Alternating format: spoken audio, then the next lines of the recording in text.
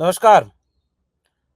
आज बिहार फिर से चर्चा में है और बिहार में एक तरफ मिट्टी में मिल जाऊंगा, जहर खा लूंगा लेकिन भाजपा के साथ नहीं जाऊंगा। अब हमारा रिश्ता इस जन्म में हर बार खत्म हो गया।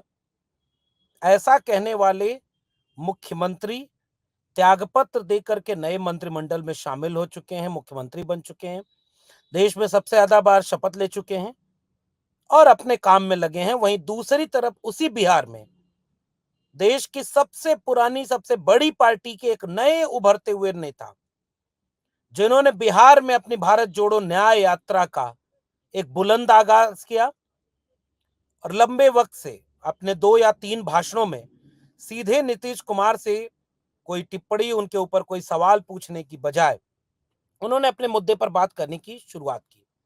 मगर अब आज एक बड़ा दिलचस्प वाकया हुआ कि नीतीश कुमार से खुद संबोधित करते हुए राहुल गांधी ने कुछ टिप्पणी की।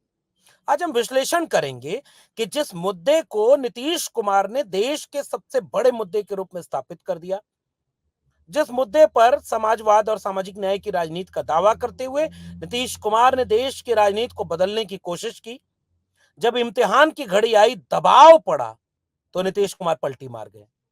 और अब उस मुद्दे को देश के विपक्षी दल, खासकर कांग्रेस पार्टी, समाजवादी पार्टी, राष्ट्रीय जनता दल, तमाम पार्टियों ने बहुत पुख्ता तरीके से, मजबूती से पकड़कर उठाना शुरू कर दिया है। क्या होगा 2024 के चुनाव में इसका असर? आज के वीडियो में इसका विश्लेषण करेंगे। आप देख रहे हैं 4 PM, मैं हूं डॉक्टर लक्ष्मण यादव। तो सबसे पहले आज की बातचीत की शुरुआत इसी बात से कि एक दिलचस्प वाकया, एक दिलचस्प गणित, एक दिलचस्प और सबसे जरूरी बात आज बिहार में यह हुई कि एक तरफ मंत्रिमंडल का फैसला करके नीतीश कुमार यह फैसला कर रहे हैं मंत्रिमंडल में कि आने वाले दिनों में जो बजट सत्र होना है वह थोड़ा स्थगित रहेगा, कुछ दिन बाद होगा। यानी नीतीश कुमार दूसरे ढंग से काम कर रहे हैं और लोग उस मुद्दे को छोड़ चुके हैं जिस मुद्दे पर बिहार ने एक बुनियादी और अल्टरनेट एजेंडा सेट करने की कोशिश की, और वह जाति जनगणना का मुद्दा। जाति जनगणना का मुद्दा गांव-गांव में लोगों तक पहुंचा। बिहार सरकार ने आजादी के बाद पहली बार एक ऐसी सरकार बन करके काम किया जिसने देश के लोगों को यह बताया कि अपने राज्य में अगर आप जाति जनगणना कराते हो तो उसके क्या लाभ होंगे। ये कैसे समाज का एक्सरे है, यह कैसे लोगों को भागीदारी और हिस्सेदारी के सवाल को एड्रेस करता है। जाति जनगणना कैसे यह सुनिश्चित करता है कि अब इस देश में क्या क्या चीजें किसके पास कितनी है और क्या किसके पास नहीं है।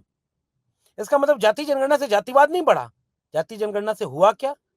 ये पता चला कि कौन गरीबी में सबसे नीचे है, किसके पास घर नहीं है, किसके पास नौकरी नहीं है, किसके पास जमीन नहीं है। और इन सब चीजों को कोई सरकार फैसला करने के समय चिन्हित करके, पहचान करके उस तबके को दे सकती है। 1 साल में 5 लाख नौकरी अगर एक राज्य सरकारी नौकरी अपने राज्य के नागरिक को अपने राज्य की सरकार में दे सकता है, तो देश में 1 साल में 2 करोड़ रोजगार भी दिया जा सकता था।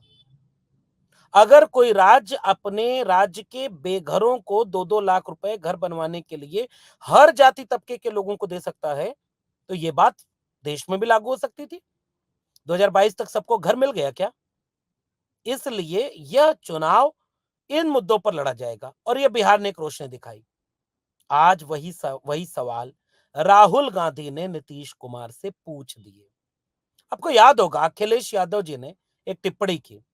अखिलेश यादव ने उत्तर प्रदेश में बैठ करके प्रेस कॉन्फ्रेंस करते हुए एक बात पूछी, फिर ट्विटर और एक्स पर उसे लिखा भी, सोशल मीडिया प्लेटफॉर्म एक्स पर, कि वह एक ऐसे व्यक्ति की बात कर रहे हैं जो देश के प्रधानमंत्री बनने की संभावना रखते थे मगर मुख्यमंत्री पद तक महदूद हो गए और उसी पर समझौता कर गए, झुक गए, कमजोर पड़ गए और आज की तारीख में वो उनकी तरफ चले गए। गठबंधन टूट गया। वही बात राहुल गांधी ने और पुख्ता तरीके से बिहार में उठाई। राहुल गांधी ने टिप्पणी करते हुए कहा कि नीतीश कुमार पर जब जब दबाव पड़ता है, नीतीश कुमार टूट जाते हैं। कहीं कोई ईडी, कहीं कोई सीबीआई, कहीं कोई कुछ। इसलिए नीतीश कुमार सिद्धांतों और उसूलों की राजनीति नहीं कर रहे। नीतीश कुमार यकीन और भरोसे के चेहरे नहीं बचे। नीतीश कुमार ने लोगों को निराश किया। नीतीश कुमार वे व्यक्ति हैं जिन्होंने इंडिया अलायंस को एकजुट किया था, और अगर एक अकेला सब पर भारी था तो इंडिया अलायंस को तोड़ने की कोशिश क्यों किया? और तमाम तरह के सवालों को पूछ करके यह क्यों सोचने की कोशिश किया कि जो कह रहा था मिट्टी में मिल जाऊंगा उसको साथ क्यों लिया? आपको तो ये कहना चाहिए कि मंदिर बन गया वहीं बन गया, अब तो अब की बार 700 पार नहीं 400 पार, तो अकेले लड़ते। नीतीश कुमार को साथ लेने की क्या जरूरत है? इसका एक पैगाम तो स्पष्ट है कि राजा डरा हुआ है, राजा को कुर्सी जाने का डर है, राजा परेशान है। राजा समझता है कि अगर सब लोग एकजुट रहे और अगर इंडिया अलायंस मजबूती से चुनाव लड़ गया, अगर जाति जनगणना पूरे देश का मुद्दा बन गया, अगर समाज का एक्सरे हो गया, अगर सबको सबके हिस्से की भागीदारी मिल गई, तो इस देश में हमारे एजेंडे पर राजनीति कैसे होगी? और इसलिए राजा ने सारी ताकत लगाकर बिहार में इंडिया गठबंधन को तोड़ दिया, और इसलिए वह एक्सरे वाला मुद्दा भी डाइल्यूट करना चाहते हैं। इसलिए आज जो बिहार में सबसे महत्वपूर्ण काम हुआ है वो ये हुआ कि राहुल गांधी ने फिर से जाति जनगणना के सवाल को यह कहते हुए बहुत महत्वपूर्ण सवाल बनाया कि नीतीश जी, अब आप बताएं कि एक्सरे होना चाहिए कि नहीं होना चाहिए। और अब इस देश की जनता को, विपक्षी दलों को यह बात कहनी चाहिए कि नीतीश जी, आपने मुख्यमंत्री रहते हुए जो एक्सरे बिहार में किया, बीजेपी के साथ चले गए, अब बीजेपी के साथ मिलकर उत्तर प्रदेश में, मध्य प्रदेश में, राजस्थान में, छत्तीसगढ़ में, गुजरात में, महाराष्ट्र में, उत्तराखंड में, तमाम राज्यों में जाति जनगणना कब होने वाली है? जाति जनगणना कब होगी? और नीतीश जी, अगर जाति जनगणना नहीं होगी तो आपने जाति जनगणना क्यों कराई अपने राज्य में? और अगर आपने अपने राज्य में जाति जनगणना कराई है तो बीजेपी के ऊपर यह दबाव आप कब बनाएंगे कि वह पूरे देश में जाति जनगणना कराए? और इस सवाल से नीतीश कुमार बुरी तरह से घिर चुके हैं।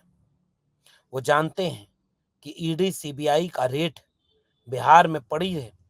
कल लालू प्रसाद यादव से 11 बजे सुबह वो ईडी ऑफिस पहुंचे, 10 साढ़े 10 बजे रात को उन्हें निकाला गया। 11 घंटे उम्र के इस पड़ाव पर एक व्यक्ति से ईडी सीबीआई इतनी जांच कर रही है ताकि लोग डर जाएं। आज तेजस्वी यादव, उनको ईडी ने बुलाया, लगातार पूछताछ कर रही है इसलिए कि वो डर जाएं। हेमंत सोरेन, छत्तीस झारखंड के मुख्यमंत्री, उनके घर पर ईडी पहुंच चुकी है केवल इसलिए कि हेमंत सोरेन के लोग भी डर जाएं और हेमंत सोरेन जेल में चले जाएं। बताइए, केजरीवाल के ऊपर, ताकि विपक्षी गठबंधन के लोग, नेताओं को आपस में तोड़ दिया जाए, नेता आपस में बिखर जाएं। अब अगर एक अकेला सब पर भारी था तो ये सब करने की जरूरत क्या थी? इससे आप समझते हैं कि कैसे समीकरण बदल रहा है। नीतीश जी, आपको एक बात पता है, राहुल गांधी के सवाल का जवाब क्या देंगे कि देश में 90 कैबिनेट सेक्रेटरी हैं, 90 में केवल 3 कैबिनेट सेक्रेटरी ओबीसी के हैं, केवल 3 कैबिनेट सेक्रेटरी। और अगर यह 3 कैबिनेट सेक्रेटरी ओबीसी के हैं तो इसका विश्लेषण, इसका मूल्यांकन, इसके बारे में बात कैसे होगी कि कैसे इन चीजों को उठाया जाए, कैसे इस मुद्दे पर बात की जाए कि आज इस देश में इसकी जरूरत है कि जिसकी जितनी संख्या भारी उसकी उतनी हिस्सेदारी। तो जो कांग्रेस पार्टी एक जमाने में बच बचाकर आरक्षण पर बात करती थी, या जो कांग्रेस पार्टी ने मंडल आंदोलन के समय उस तरह का रवैया अख्तियार नहीं किया था, या जो कांग्रेस पार्टी 2010 के जाति जनगणना होने के मुद्दे पर थोड़ा दाएं बाएं कर गई थी, वो ऐसे तमाम मुद्दों पर खड़ी रहने वाली कांग्रेस पार्टी आज की तारीख में जाति जनगणना जैसे मुद्दे पर खुल करके खड़ी है। तो जाति जनगणना के मुद्दे पर जब राहुल गांधी ने बिहार में ही आपको घेर लिया, इसका क्या जवाब देंगे नीतीश कुमार जी? नीतीश जी, आपके पास मौका था कि आप देश के सबसे बड़े नेता बनते। जो सवाल राहुल गांधी उठा रहे हैं वह सवाल आप पूरे देश में घूम करके उठा सकते थे ना। जिसकी जितनी संख्या भारी, उसकी उतनी हिस्सेदारी, समाजवाद का यही तकाजा, 100 से कम न 1000 से ज्यादा, बढ़ेगा इंडिया तभी तो बढ़ेगा इंडिया। ये नारे कहां गए? आपके नारे थे ना। आपके रोटी कपड़ा सस्ती हो, दवा पढ़ाई मुफ्ती हो, समाजवाद तो यहां था ना। आप उनके साथ चले गए जो देश बेच रहे हैं, उद्योगपतियों के हाथ में शिक्षा बेच रहे हैं, रोटी महंगी हो गई। और यह मुद्दा आज राहुल गांधी अपने भारत जोड़ो न्याय यात्रा के साथ उठा रहे हैं। आप कह रहे थे कि राहुल गांधी और कांग्रेस ने गलती की, वो समय नहीं दे रहे, वो सीरियस नहीं है बीजेपी से लड़ने के लिए, इसलिए हम बीजेपी के साथ जा रहे हैं। मतलब कितना हास्यास्पद ये पूरा तर्क है। और कैसे इस पूरे तर्क पर आप अपने देश समाज के लोगों को एकजुट कर पाएंगे नीतीश कुमार जी?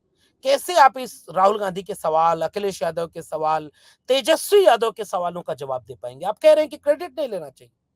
तेजस्वी यादव ने पहली लाइन बोली कि मैं अपने चाचा का कल भी सम्मान करता था, सम्मान आज भी है, सम्मान बाद भी रहेगा। लेकिन एक बात तो याद रहेगी, 17 महीने 17 साल पर भारी हैं, और वो इस कदर भारी हैं कि वो ईडी सीबीआई से डर नहीं रहे, आंख में आंख डाल करके खड़े हैं। आप किसका डर था नीतीश कुमार जी? क्यों चले गए उधर? राहुल गांधी आपसे पूछ रहे हैं कि जब जब दबाव पड़ता है तब तब नीतीश कुमार जी पलट जाते हैं। तो जब जब दबाव पड़ेगा तो नीतीश कुमार जी अगर ऐसे ही पलट जाएंगे तो कैसे काम चलेगा? और इस बात का जवाब कैसे राहुल गांधी जी आप दे पाएंगे? भारत जोड़ो न्याय यात्रा आज बिहार में खड़े होकर यह सवाल पूछ रही है। अरबपतियों का लाखों करोड़ का कर्जा माफ हो सकता है, तो किसान का कर्जा क्यों नहीं माफ हो सकता?